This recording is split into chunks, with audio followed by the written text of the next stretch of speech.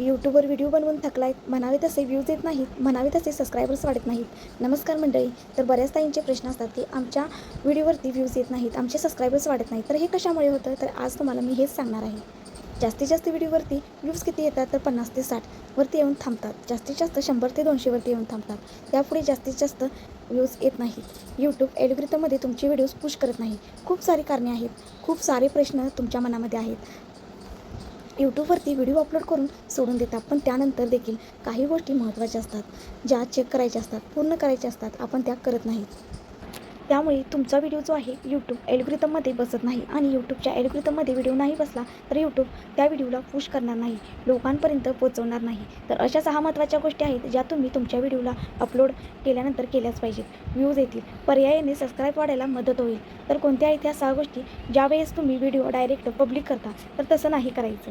तर तुम्ही video अनलिस्टेडमध्ये set करायचा, कारण की जेव्हा तुम्ही डायरेक्ट पब्लिक करता त्यावेळेस व्हिडिओ यूट्यूबला तेवढा वेळ मिळत नाही की तुमचा व्हिडिओ जो आहे ॲल्गोरिथममध्ये सेट करेल आणि नंतर मग हव्या त्या ऑडियन्सपर्यंत पोहोचवेल.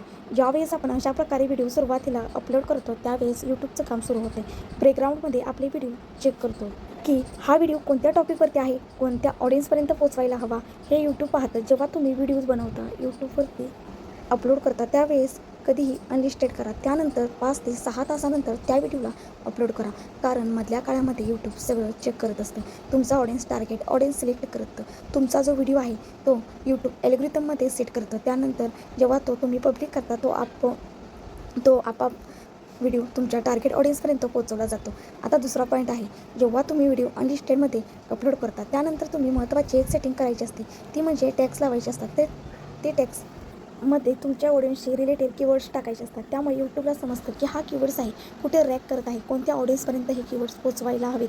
असे केल्याने तुमचे व्हिडिओ जास्तीत जास्त व्हायरल होण्याची शक्यता असते. व्हिडिओला व्ह्यूजही भरपूर येतात. तर आत्तापुरतं एवढेच. आणि काही तुमच्या मनामध्ये शंका असेल तर कमेंटमध्ये नक्की सांगा. तर व्हिडिओ आवडला असेल तर व्हिडिओला सबस्क्राईब करा, लाईक करा आणि शेअर करा. धन्यवाद.